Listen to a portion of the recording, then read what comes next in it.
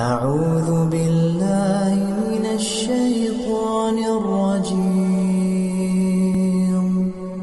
بسم الله الرحمن الرحيم. ولو يعجل الله للناس الشر استعجالهم بالخير لقضي إليهم أجلهم فنذر الذين لا يرجون لقاءنا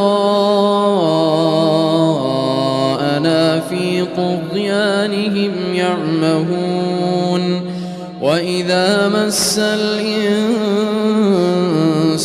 الضر دعانا لجنبه أو قاعدا أو قائما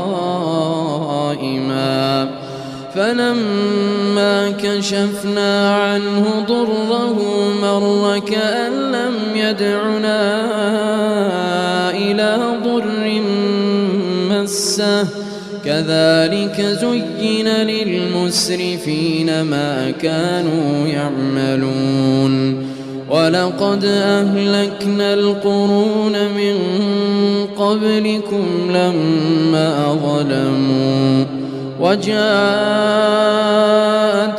رسلهم بالبينات وما كانوا ليؤمنوا كذلك نجزي القوم المجرمين.